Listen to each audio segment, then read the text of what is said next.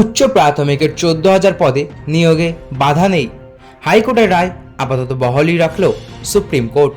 বিস্তারিত জানাবো তার আগে বলে রাখি, আপনি যদি আমাদের চ্যানেলে নতুন হয়ে থাকেন তাহলে অবশ্যই আমাদের চ্যানেলটিকে সাবস্ক্রাইব করে দিয়ে যাবেন। আসুন জেনে নেওয়া যাক বিস্তারিত। উচ্চ প্রাথমিকের 14,000-এর বেশি শূন্য পদে নিয়োগের নির্দেশ দিয়েছিল হাইকোর্ট। ওই নির্দেশ সংরক্ষণ নীতির বিরোধী। এই দাবি তুলে শীর্ষ আদালতের দ্বারস্থ হয়েছিলেন কয়েকজন চাকরি প্রার্থী। উচ্চ প্রাথমিকের 14,000-এরও বেশি শূন্য পদে নিয়োগের ক্ষেত্রে বাধা রইল না স্কুল সার্ভিস কমিশন বা এসএসসির। আপাতত কলকাতা হাইকোর্টের রায় বহাল রাখল সুপ্রিম কোর্ট। মঙ্গলবার প্রধান বিচারপতি ডিওয়াই চন্দ্রচূড়, বিচারপতি জে.বি. পারদিওয়ালা এবং বিচারপতি মনোজ মিশ্রের বেঞ্চ জানিয়েছে, এখনই হাইকোর্টের নির্দেশে হস্তক্ষেপ করছে না শীর্ষ আদালত। 14,000-এর বেশি শূন্য পদে নিয়োগের নির্দেশ দিয়েছিল হাইকোর্ট। ওই নির্দেশ সংরক্ষণ নীতির বিরোধী। এই দাবি তুলে শীর্ষ আদালতের দ্বারস্থ হয়েছিলেন রাজীব ব্রহ্ম সহ কয়েকজন চাকরি প্রার্থী। এর ফলে 14,000 চাকরি প্রার্থীর নিয়োগ নিয়ে আবার তৈরি হয় জট। মঙ্গলবার সুপ্রিম কোর্টের প্রধান বিচারপতি বেঞ্চ জানিয়েছে, নতুনদের আবেদন শোনা হবে না। হাইকোর্টে মামলাকারীদের বক্তব্য শুনবে উচ্চ আদালত।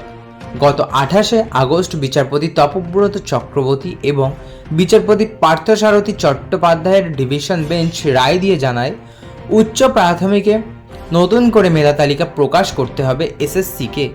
তার ভিত্তিতে তারা কাউন্সেলিং করে চাকরিতে নিয়োগ করবে।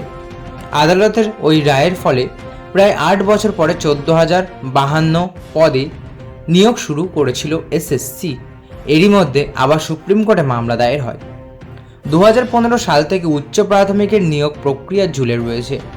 হাইকোর্টের নির্দেশে বারবার এই নিয়োগ প্রক্রিয়া স্থগিত হয়ে গিয়েছে। 2020 সালে নিয়োগ প্রক্রিয়াটি বাতিল করে দিয়েছিল উচ্চ আদালত। তারপর 2023 সালে প্যানেল প্রকাশ করার অনুমতি দিয়েছিল হাইকোর্ট। তখন ডিভিশন বেঞ্চ জানিয়েছিল, প্যানেল প্রকাশ করা যেতে পারে, তবে কাউকে নিয়োগের সুপারিশ করতে পারবে না এসএসসি।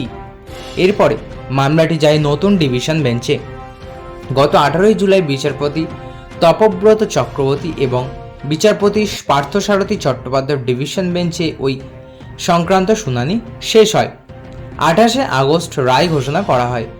উচ্চ প্রাথমিকের নিয়োগ প্রক্রিয়ায় একাধিক ত্রুটির অভিযোগ তুলে হাইকোর্টে মামলা দায়ের হয়েছিল। 2023 সালে শুধুমাত্র অনুমানের ভিত্তিতে ইন্টারভিউ প্রক্রিয়া থেকে 1,463 জনকে বাদ দেওয়া হয় বলে অভিযোগ। মামলাকারীরা জানান, ওই সিদ্ধান্তের নেপথ্যে কী কারণ রয়েছে চাকরি প্রার্থীদের তা জানানো হয়নি। পরে 4 বার তা খতিয়ে দেখে এসএসসি। শেষে ইন্টারভিউ থেকে বাদ পড়েন 74 জন। সেক্ষেত্রে সঠিক নিয়ম মানা হয়নি বলে অভিযোগ ওঠে। সোমবারই উচ্চ প্রাথমিকের 2016 সালের মেধা তালিকা প্রকাশের বিজ্ঞপ্তি দিয়েছে এসএসসি। বিজ্ঞপ্তিতে জানানো হয়েছে, আগামী বুধবার 25শে সেপ্টেম্বর প্রকাশ করা হবে মেধা তালিকা, অর্থাৎ আগামীকালই। 10% আসন সংরক্ষিত রাখা হবে অস্থায়ী শিক্ষকের জন্য। বাকি পদে নিয়োগের মেধা তালিকা প্রকাশ করা হবে। যদিও চাকরি প্রার্থীদের দাবি, শুধু মেধা তালিকা প্রকাশ করলে হবে না, নিয়োগ প্রক্রিয়াও শীঘ্র শুরু করতে হবে। তো বন্ধুরা, এই ছিল আজকের ভিডিও। আশা করি ভালো লেগেছে। ভালো লাগলে অবশ্যই একটি ভিডিওটা লাইক করবেন এবং আমাদের ভিডিও যদি আপনি ফেসবুক পেজ থেকে দেখে থাকেন তাহলে অবশ্যই আমাদের পেজটি ফলো করে দিয়ে যাবেন। ধন্যবাদ।